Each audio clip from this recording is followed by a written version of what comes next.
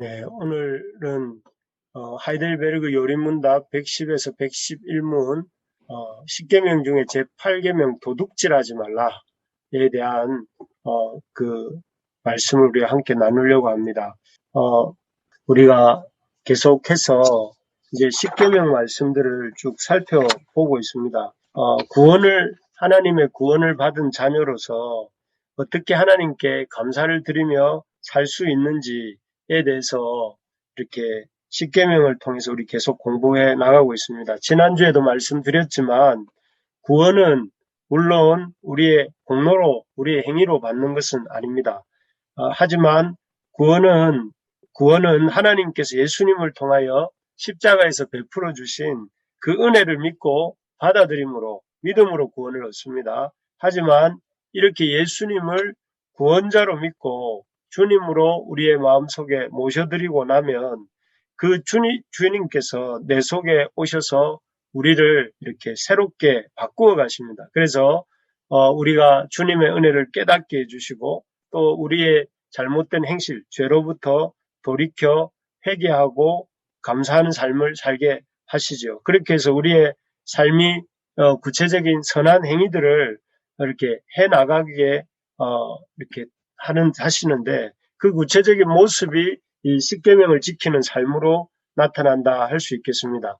그래서 우리가 십계명은 우리가 구원받기 위해서 지키는 어떤 것이 아니라 십계명은 이제 하나님 나라 백성으로서 우리가 이 땅에서 살아갈 때 필요한 이런 나침반과 같습니다.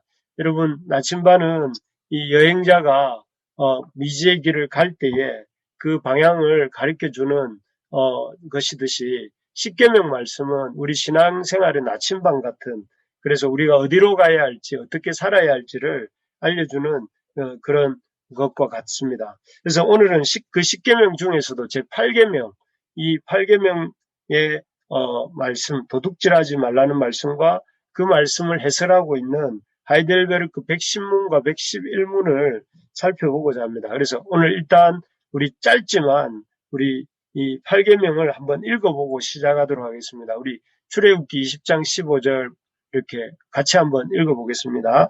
시작. 도둑질 하지 말라.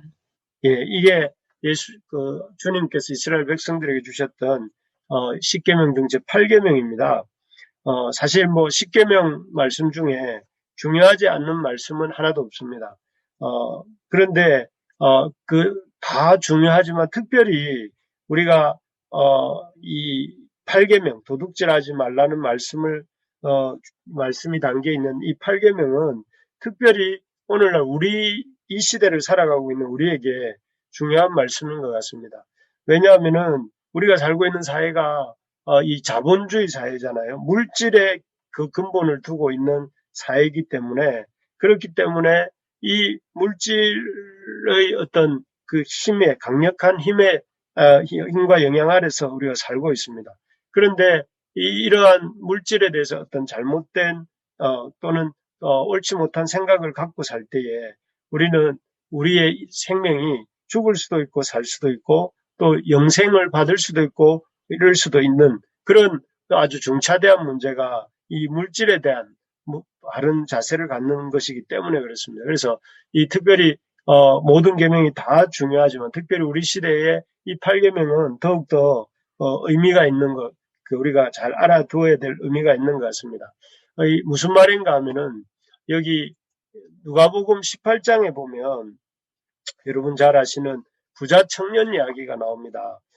이 부자 청년의 이야기는 우리 물질 문제가 한 사람의 삶에 얼마나 큰 영향을 미칠 수 있는가 하는 것을 잘 보여주지요. 이 누가복음 18장의 부자 청년은 직업이 관원이었습니다. 오늘날로 치면 아주 그 고급 공무원이었던 것 같아요. 그리고 이 청년이었고 또 그는 큰 부자였습니다. 그래서 어떻게 보면 오늘날로 치면 아주 1등 신랑감, 아주 이렇게 1등 사익감이 바로 이런 이 청년이 아니었을까 싶을 정도로 부와 안정된 직장과 또 그런 어떤 젊음을 갖고 있었던 사람이죠. 그런데 이 청년이 모든 것을 갖춘 것 같아요. 부도 가지고 있고 또 이렇게 젊음도 가지고 있고 또 신앙도 가지고 있고 그래서 예수님이 이것 이렇게 여러 계명들을 말씀해 주실 때 자기가 다 지켰다고 이렇게 고백할 만큼 신앙도 좋고 또 이렇게 경제적으로도 능력하고 직장도 좋은 그런 사람이었어요. 그런데 이 사람이 예수님께 나왔고 그러나 예수님께 나왔음에도 불구하고 예수님의 제자가 되는 일에 실패하고 돌아가죠. 23절에 보는 것처럼 이 말씀을 듣고 심히 근심하더라 하는데 결국은 예수님 쫓는 일을 포기하고 돌아가게 되고 마는데 그 이유는 무엇이냐면은 우리 22절 한번 여기 눈에 보이는 18장 22절 23절 같이 한번 읽어주시겠습니까? 시작. 예수께서 이 말을 들으시고 이르시되 내게 아직도 한 가지 부족한 것이 있으니 내게 있는 것을 다 팔아 가난한 자들에게 나눠주라. 그리하면 하늘에서 내게 보화가 있으리라. 그리고 와서 나를 따르라 하시니 그 사람이 큰 부자이므로 이 말씀을 듣고 심히 근심하더라. 예, 이 정말 모든 면에서 참 칭찬받을 만한 또 아주 이렇게 자랑할 만한 성취를 이룬 청년이 예수님 따르는 일에만큼은 실패하였는데 그 실패한 이유가 여기에 나옵니다. 그것은 무엇인가 하면은 그가 가지고 있었던 재물 때문에 그렇습니다. 예수님께서는 그가 재물을 그 무엇보다 아끼고 또 가치 있게 여긴다는 사실을 아시고 나를 따르기 위해서는 그 재물을 다 팔아서 가난한 자들에게 나눠주라 하면서 그리고 나를 따르라 하셨을 때에 그 재물을 포기할 수가 없어서 예수님을 포기하고 돌아가게 되는 것입니다.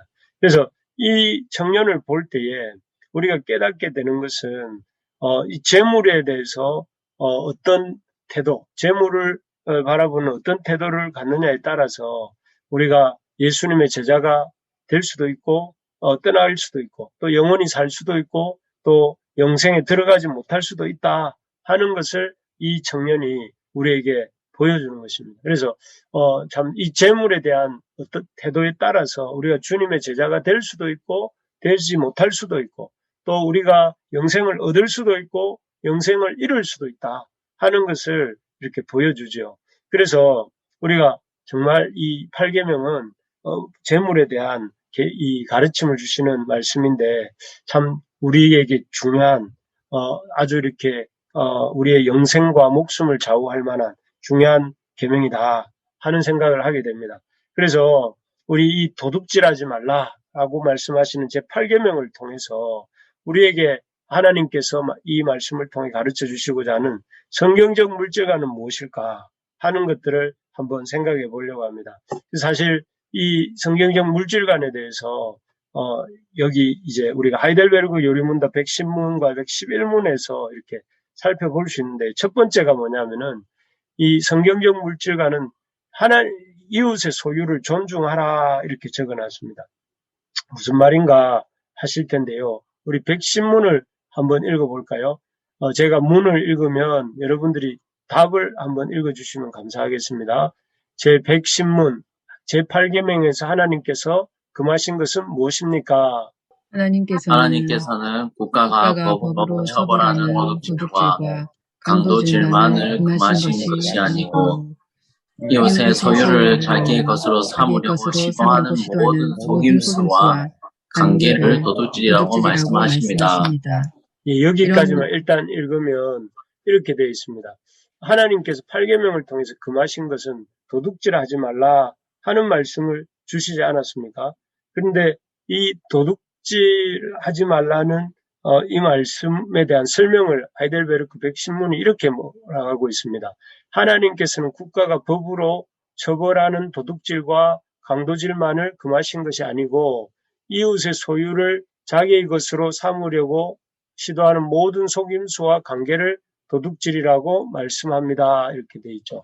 그래서 여기에서 보시면 도둑질에 대해서 이렇게 어떻게 이 도둑질하지 말라고 이렇게 말씀한 것에 대해서 어떻게 정리하는가 하면은 눈에 보이는 어떤 법으로 금해놓은 도둑질이나 강도질만이 아니라 이웃의 소유를 자기의 것으로 삼으려고 시도하는 모든 속임수와 관계를 다 도둑질이라고 합니다라고 되어 있습니다. 그러니까 여기에 보면 나의 소유가 있는데 나의 소유에 어떤 만족하지 아니하고 이웃의 소유를 자기의 것으로 삼으려고 시도하는 모든 속임수와 관계가 도둑질이다. 이렇게 이렇게 설명하고 있습니다. 그래서 하나님은 모든 여기 이 답의 이 문답의 백신문의 답을 통해서 우리가 알 수 있는 것은 나의 소유가 있고 또 이웃의 소유가 있는데 그 나의 소유를 넘어서서 이웃의 소유를 자기의 것으로 삼으려고 속임수를 베풀거나 관계를 이렇게 일삼는 것이 도둑질이다. 그래서 그 이웃의 소유를 인정하고 존중해 주는 것이 아니라 허물어서 자기 것을 만들려고 하는 그것이 도둑질이다. 이렇게 말씀하고 있습니다. 그래서 여기에서 우리가 생각해 볼 수 있는 것은 하나님이 우리에게 어떤 소유권을 모든 소유에 대해서 하나님이 소유권을 가지고 계신데 그 하나님께서 우리 각자에게 그 어떤 소유권을 주셨다는 거예요. 나의 것으로 어떤 것들을 소유하게 하셨고 또 우리의 이웃의 것으로 그 이웃들이 소유하도록 하나님이 그 소유권을 주셨다는 거예요. 그렇기 때문에 이웃의 소유권을 존중하고 또 그 소유권을 이렇게 소중히 여기면서 그 남의 그 어떤 이웃의 소유를 이렇게 탐내지 말고 또 그것을 이렇게 자기 것을 삼으려고 하지 마라. 이렇게 말씀하시는 것이죠. 왜냐하면은 그것이 하나님이 이렇게 그 각 사람에게 소유를 주신 분이 하나님이시기 때문에 그렇다는 것입니다. 그래서 우리가 참 소유권 이러면 좀 약간 내 것은 내 것이고 네 것도 내 것이다 이렇게 약간 그런 마음을 먹지 않습니까? 그리고 내 것은 아끼면서 남의 것은 이렇게 함부로 이렇게 하려고 하는 그런 마음들이 우리에게 있는데 여기서 말하고 있는 것은 다른 사람의 소유도 존중히 여기고 왜?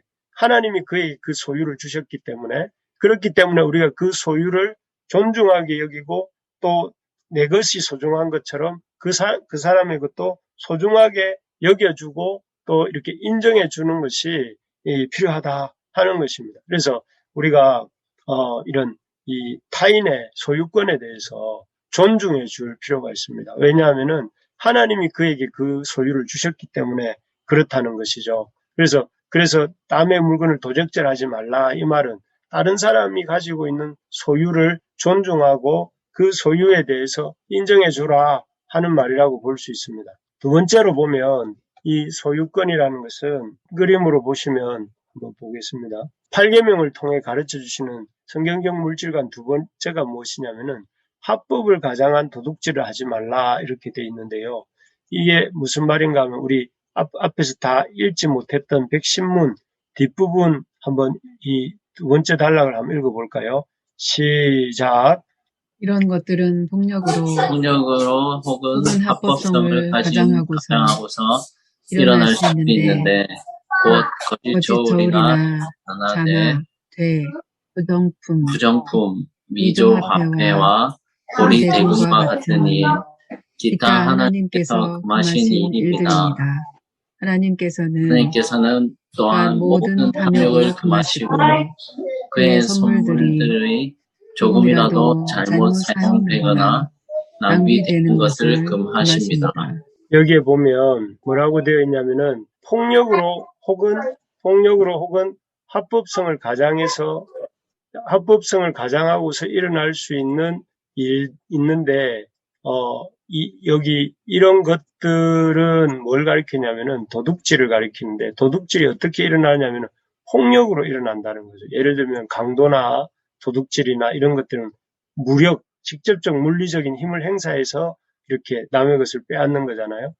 이런 경우가 있고 또 반면에 그렇게 폭력은 아니지만 합법성을 가장하고서 일어날 수 있는 도둑질, 이 두 종류가 있습니다. 그런데 보통 앞에 폭력으로 일어나는 도둑질은 사람들이 딱 보면 그것이 폭력으로 일어나는 강도질이나 도둑질은 나쁘다는 것을 알기 때문에 사람들이 그런 도둑질을 이렇게 함부로 하지 않고 조심합니다. 그렇게 하지 않으려고.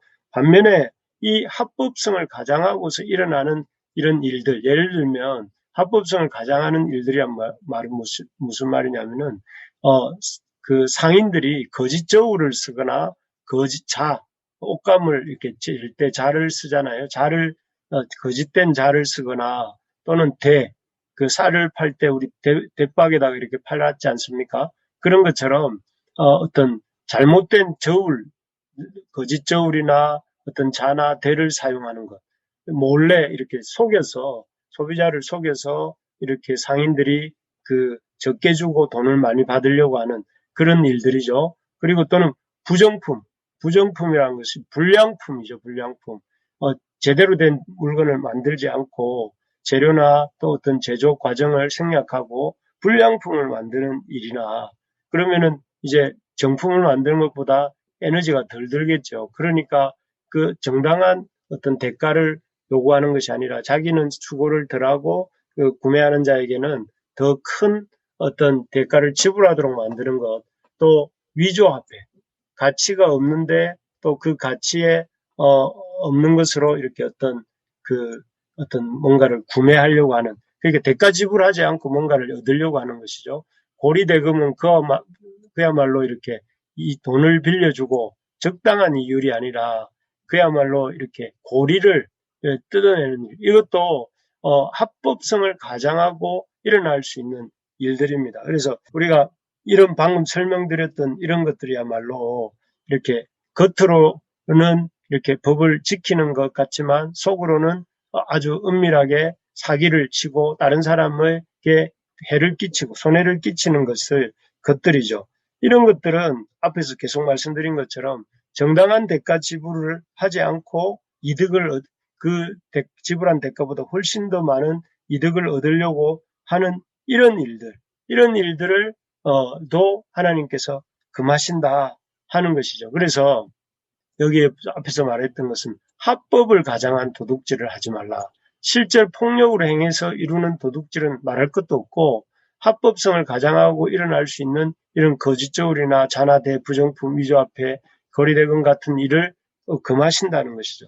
사실 물론 우리 중에는 이런 합법을 가장하고서 거짓저울이나 자나대를 사용하거나 부정품을 사용하는 경우는 없을 것입니다. 하지만 우리가 이런 우리 생각 속에 은연중에 정당한 대가 지불은 하지 않고 자기가 지불한 대가보다 훨씬 더 많은 이윤을 기대하면서 행하는 어떤 일들, 이런 것들이 다 어떻게 보면 도적질을 하는 것이다.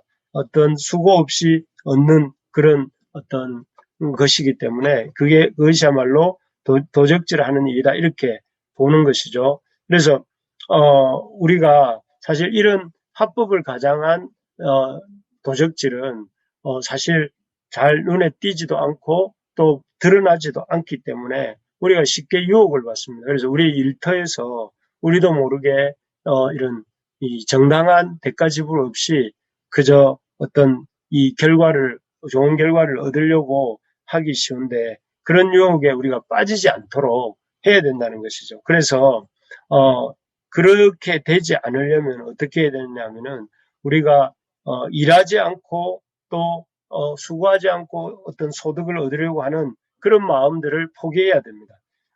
좀 힘들고 어렵더라도 힘을 들여서 일하고 또 그 일한 만큼의 정당한 대가를 추구하려고 하는 이런 삶의 태도, 그런 태도야말로 제8계명을 제대로 실천하는 태도고, 우리가 재물을 얻는 이 정당한 방식으로 주님께서 권장하고 계시다는 것이죠. 그 대가를 지불하고 그 대가의 지불의 결과로서 어떤 소득을 얻도록, 그런 면에서 보면 오늘날 도박이나 불법 도박이나 노름이나 또 아니면은 부동산 투기 같은 것들은 어떤 의미에서는 이런 대가 지불 없이 수많은 어떤 사람들의 수많은 사람들이 그런 대가 지불 없이 이득을 얻으려고 하는 이런 풍조가 우리 사회에 많이 있는데, 우리가 이 도둑질하지 말라는 이 계명을 통해서 그런 어떤 시대의 흐름을 따라갈 것이 아니라 우리가 정당한 대가 지불을 하고 수고를 하고 결과를 얻고자 하는 그런 자세가 있어야 된다 하는 것을 볼 수가 있습니다. 그래서 여기에 보시면 힘써 일하고 정당한 대가를 추구해야 된다. 수고한 만큼 이렇게 얻는 이것을 추구해야 된다 하는 것이죠. 세 번째로 보면 이렇습니다. 제8계명을 통해서 가르쳐 주시는 성경적 물질관이 뭐냐면은 첫 번째는 이웃의 소유를 다른 사람의 소유를 존중하는 것. 그래 그것이야말로 이웃을 사랑하는 것이죠. 그리고 합법을 가장한 도둑질. 불법적인 도둑질은 말할 것도 없고 합법을 가장한 도둑질은 대가 지불하지 않고 어떤 좋은 결과를 기대하는 삶의 태도 이런 것들을 버려야 된다. 그러면서 이런 도둑질하려고 하는 이런 마음의 본성은 어디서 오는가? 그것은 바로 탐욕에서 온다 하는 것입니다. 그래서 이 도둑질하지 말라 이 말을 이렇게 이 말씀을 지키기 위해서는 도둑질 그 밑에 뿌리가 되는 이 마음을 제거를 해야 되는데 그게 뭔가 하면은 이 탐욕이라는 거예요. 탐심이라는 것이죠. 그래서 이 탐욕의 문제를 해결하지 않고는 우리가 결코 이런 도둑질하지 말라 하는 계명을 온전히 이렇게 지킬 수 없는데요. 어떻게 하면 우리가 우리 속에 있는 탐심, 우리 속에 있는 이 욕망을, 탐욕을 버릴 수 있는가, 이렇게 생각을 해보면 이 첫 번째로 우리가 생각을 해보게 되는 것이 이것입니다. 모든 것이 하나님의 인 것을 알아야 된다. 왜 그런가 하면 탐욕이라는 게 뭐냐면은, 탐욕은 이런 것입니다. 탐욕이란 자기가 가진 소유에 만족하지 않고 더 많이 가지려고 하는 마음. 자기가 가진 것에 대해서 이렇게 만족하지 않고 더 많이 가지려고 하는, 그래서 할 수만 있으면 다른 사람의 것을 뺏어서라도 자기 것을 만들려고 하는 게 이게 탐욕이죠. 그런데 우리가 이런 탐욕을 버리려면 깨달아야 될 게 뭐냐면 모든 것이 하나님의 것이다 하는 것을 이렇게 우리가 명심할 필요가 있습니다. 여러 번 말씀드렸지만 여러분 제가 얼마 전에 아버님을 여의었는데요. 아버님이 돌아가실 때 보니까 아버님이 좋아하시던 모든 것을 다 두고 가셨습니다. 사시던 집도 두고 가셨고 즐겨 입던 옷들도 다 두고 가셨고 신던 신발들도 고스란히 남겨두셨어요. 아끼시던 손목시계들도 그대로 서랍 안에 들어있었고 또 시장 다닐 때 타고 다니셨던 자전거도 이렇게 남아 있습니다. 그리고 그렇게 아끼시는 사진들도 고스란히 다 남아 있었습니다. 그래서 우리 아버님이 갔을 때에 그 어느 것 하나도 가지고 가지 못하셨습니다. 그래서 모두 다 두고 가시고 오직 한 단어, 성도라는 한 단어만 이렇게 가지고 가셨다고 제가 말씀을 드렸는데 정말 그 모습을 보면서 우리가 이 땅에서 우리 것이라고 내 것이라고 생각하고 있는 것들이 우리의 것이 아니라는 것을 보여주는 것이 이런 아버님의 장례였습니다. 그래서 저는 우리에게 있는 것은 다 우리 것이 아니고 하나님 것입니다. 하나님이 주신 것입니다. 하는 이 생각을 하게 되면 내가 이렇게 가지고 온다고 해서 내 것이 되는 것이 아니고 하나님 것이라는 것을 안다면 우리가 더 탐심을 버리게 되겠죠. 가지려고 하기보다 어떻게 사용할 것인지를, 왜냐하면 가지고 갈 것이 아니니까 이렇게 생각하게 되는 것입니다. 우리나라에서 첫 번째 손가락으로 꼽히는 기업이 있지 않습니까? 그 기업의 회장님도 얼마 전에 돌아가셨는데 그분도 이렇게 그렇게 아끼던, 그렇게 혼자만 두고 그렇게 애장하면서 즐겼던 그 어마어마한 미술품들 하나도 한 점도 가지고 가지 못하고 다 두고 가지 않았습니까? 이처럼 우리가 이 땅에서 내가 내 소유라고 가진다고 해서 그것이 우리 것이 되는 것이 아니라 하나님 것이고 우리는 잠시 그것을 빌려 쓰고 있는 것임을 명심할 수 있어야 되겠습니다. 그럴 때에 우리가 이 탐심을 이길 수가 있습니다. 내가 가진다고 해서 내 것이 아니고 내가 보관한다고 해서 내 것이 아니고 그 모든 것은 잠시 잠깐 내게 하나님이 이렇게 빌려주신 것, 사용하도록 허락해 주신 것이다. 그래서 시편 24편에 보면 이런 구절이 있습니다. 시편 24편 1절 한번 같이 읽어볼까요? 시작. 땅과 거기에 충만한 것과 세계와 그 가운데 사는 것들은 다 여호와의 것이로다. 누구의 것이라고요? 여호와의 것이다. 여호와의 것. 그래서 우리가 이 땅에 있는 모든 것들, 우리까지 포함해서 이 땅의 모든 것들이 다 여호와의 것입니다. 그래서 여호와의 것이기 때문에 이 사실을 안다면 우리가 내 것을 만들려고 노력하기보다 여호와의 것인 내 것들을 어떻게 여호와의 뜻대로 쓸 것인가 이런 생각을 해야 되는 것이겠죠. 시편 89편 11절에도 보면 뭐라고 되어 있습니까? 같이 한 번만 더 읽어볼까요? 시작. 하늘이 주의 것이요 땅도 주의 것이라 세계와 그 중에 충만한 것을 주께서 건설하셨나이다.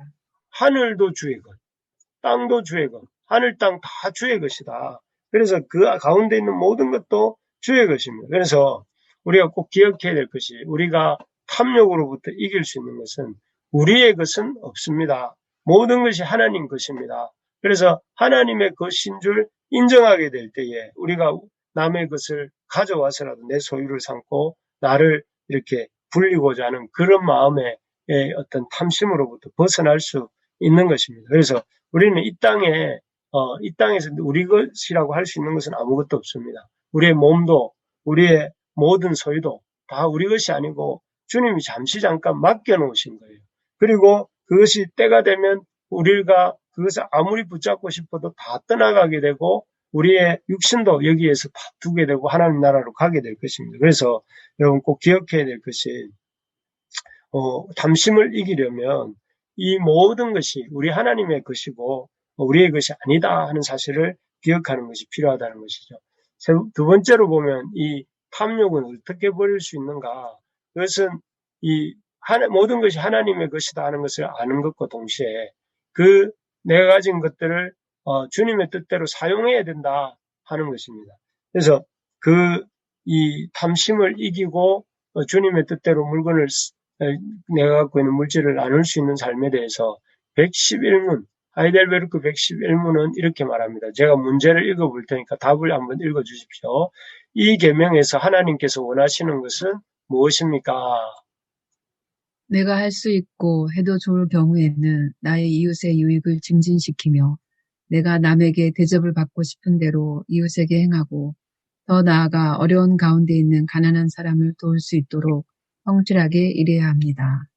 예, 여기에 보니까 하나님께 도둑질하지 말라는 이 계명에서 하나님께서 원하시는 것, 하나님께서 원하시는 것이 무엇이냐면은 나의 이웃의 유익을 증진시키는 것, 나의 유익을 증진시키고 또 내가 남에게 대접받고 싶은 대로 이웃을 대접하는 것, 그리고 더 나아가서 어려운 가운데 있는 가난한 사람을 돕는 것, 그러기 위해서 성실하게 일하는 것, 이런 것들이 하나님이 원하시는 것이다 하는 것이에요. 그래서 참 방금 읽었던 이 부분은 110문은 요즘 같은 사회에서는 참 이해하기 어렵죠. 나의 이웃의 유익을 증진하기는 내가 살기도 바쁜데 언제 우리가 누군가의 유익을 증진시키고 또 남에게 우리가 받고 싶은 대접대로 남을 대접하고 또 가난한 사람을 우리도 힘든데 가난한 사람을 도울 수 있는가 하는 우리의 마음이 듭니다. 하지만 이렇게 우리가 나의 이웃의 유익을 증진시키기를 도모하고 또 남에게 대접을 받고 싶은 대로 남을 대접하고 나아가 어려운 가운데 있는 가난한 사람들을 도와갈 때에 이런 도와가는 일을 통해서 하나님의 이 계명이 이루어지게 되는 것이죠. 하나님의 계명이 무엇입니까? 하나님의 계명의 절정은 하나님 사랑, 이웃 사랑인데 그 이웃 사랑이 이루어질 수 있는 것이 뭐냐면은 길이 바로 바른 재물의 사용. 재물을 나만을 위한 재물이 아니라 나의 이웃의 유익과 또 남에게 이웃을 대접하는 데 사용하고 더 나아가서 가난한 사람을 도울 수 있도록 그렇게 쓰는 일을 통해서 우리가 우리 속에 있는 탐심을 이기게 되는 것입니다. 우리가 이렇게 남에게 뭔가를 베풀고 또 남을 이렇게 이익을 도모하고 또 그렇게 해나갈 때에 결국 그 일을 통해서 우리가 하나님 나라를 이렇게 확장해 가는 동시에 우리 속에 있는 그런 탐심을 이기게 된다 하는 것이죠. 그래서 여러분 우리가 오늘 제8계명 8계명 하이델베르크 110문과 111문을 통해서 성경적인 재물관이 무엇인가, 우리의 생사를 좌우하고 우리의 영생과 그 이후의 삶을 좌우하는 이런 어떤 관건이 되는 성경적인 재물관이 무엇인가를 살펴보았는데, 첫째는 하나님이 나와 이웃에게 정해주신 소유를 존중하라. 하나님이 나와 이웃에게 소유를 주셨는데 그것은 하나님이 정해주신 소유다 하는 것이에요. 그러니까 남이 나의 소유에 대해서 존중해 주기를 원하는 것처럼 나 역시 이웃의 그 소유를 하나님이 정해주신 것으로 알고 존중하려고 하는 노력이 필요하다는 것입니다.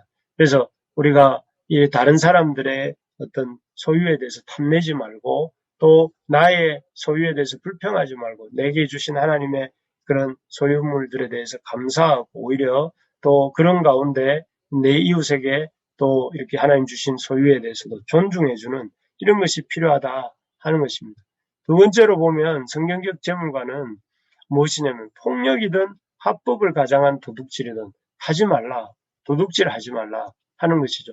폭력 말할 것도 없습니다. 힘으로 또는 완력으로 누군가를 제압하고 이렇게 도둑질하는 거 참으로 악한 일입니다. 그런 폭력뿐만 아니라 우리는 그런 걸 대놓고 죄를 짓지는 않죠. 오히려 교묘하게 합법을 가장한 도둑질. 겉으로는 아주 이렇게 그럴싸해 보이는데 실상은 그 안에는 이렇게 그 어떤 그 자나 저울이나 대를 잘못된 자나 저울 대를 사용한다거나 또 아니면은 불량품을 판다거나 또 아니면 이렇게 적은 돈을 들이고 큰 이득을 얻기 위해서 이렇게 어떤 도박을 한다거나 또는 이렇게 어떤 대가 지불 없이 어떤 열매만 기대한다거나 이런 모든 것들이 이 성경적인 물질관, 재물관에 해당되지 않는 것입니다. 성경이 원하는 것은 이렇게 정당한 대가 지불을 통하고 성실하게 일해서 열매를 얻는 것을 성경이 원하는 것입니다. 그렇기 때문에 우리가 가져야 될 물질관은 우리의 수고를 통해서 또 이 어떤 재물을 얻는 것이 하나님의 뜻이다.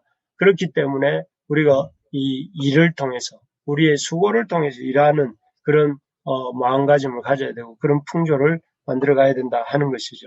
세 번째는 무엇이냐면 배우는 것은 탐심을 버리고 이웃을 섬기고 대접하라 이렇게 되어 있습니다.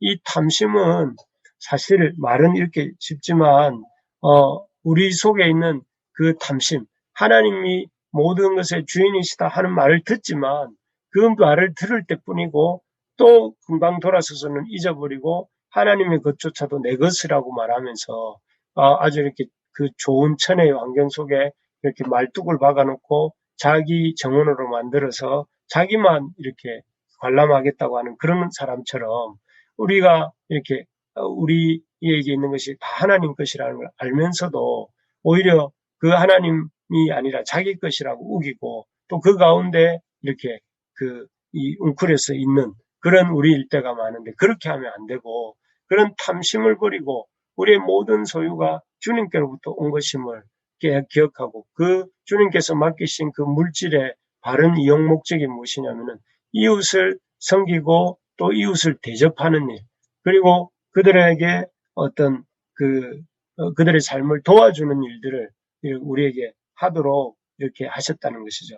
바라는 것은 우리 교회가 이런 이웃을 돕고 가난한 자를 구제하는 그런 역사가 우리 교회 가운데도 흥왕하게 일어나게 되기를 소망합니다. 그래서 우리 교회가 바른 물질관을 갖고 남의 물건을 도둑질하지 않을 뿐만 아니라 우리에게 가진 것들을 가지고 이웃을 섬기고 대접하는 그리고 우리의 이웃들의 소유를 존중하는 우리가 다 될 수 있기를 바랍니다.